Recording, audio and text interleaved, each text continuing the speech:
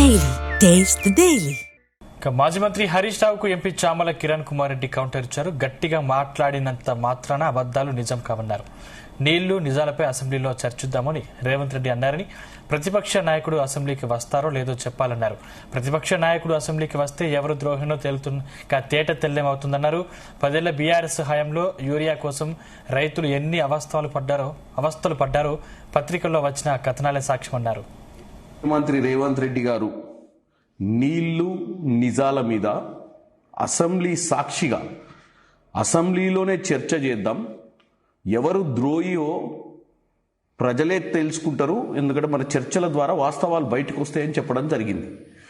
మీరు తెలంగాణ ప్రజల్ని తప్పుతో పట్టియాలని చెప్పి నిన్న మీ మామ కేసీఆర్ గారు మాట్లాడిన దాన్ని ఈరోజు మళ్ళా రిపీట్ చేస్తూ, మీరు తెలంగాణ ప్రజలు వాస్తవాలు తెలుసుకోవాలంటే అసెంబ్లీకి వచ్చి చర్చ చేయాలన్న చెప్పి దాన్ని మాట్లాడకుండా మీరు మాట్లాడుతారు.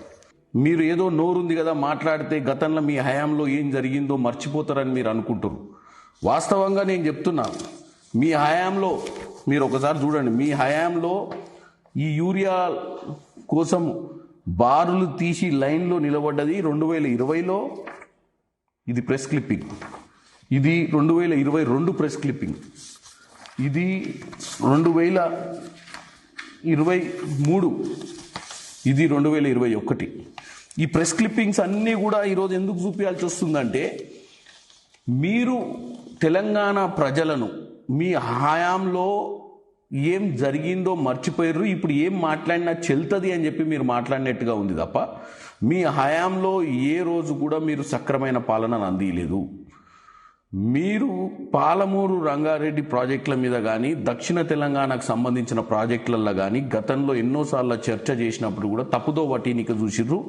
ఇప్పుడు కూడా ఉత్తమ్ కుమార్ రెడ్డి గారు మీకు సరి అయిన సమాధానం చెప్తున్నా కానీ మీరు వీలైనంత వరకు మీ హయాంలో కాళేశ్వరం తప్ప మీరు ఏ ప్రాజెక్టు మీద కాన్సన్ట్రేట్ చేయలేదు. మీరు ఆ రోజులలో కనుక దక్షిణ తెలంగాణ పాలమూరు రంగారెడ్డి దగ్గర ఉన్నటువంటి ప్రాజెక్టులను కనుక మీరు కాన్సన్ట్రేట్ చేసి ఉంటే 1,00,000 చిల్లర కోట్లు పెట్టి మీరు కాళేశ్వరం బదులు కొన్ని వేల కోట్లు, 5,000 నుంచి 10,000 కోట్లు ఖర్చు పెట్టుంటే వేరే ప్రాజెక్టుల మీద లక్షల కొద్ది ఎకరాల నీళ్లు పారేది. ఈ ప్రభుత్వానికి చిత్తశుద్ధి ఉంది, ఈ ప్రభుత్వం నెరవేరుస్తుంది. మీరు పదే పదే ఛాలెంజ్లు చేయడమే తప్ప ఇలాంటి తప్పుడు సమాచారాలు ఇచ్చుడే తప్ప మీతోటి ఏం కాదు. హరీష్ రావు గారు ఒక పని చేయండి, మీ మామగారిని అసెంబ్లీకు చర్చకు తీసుకురండి.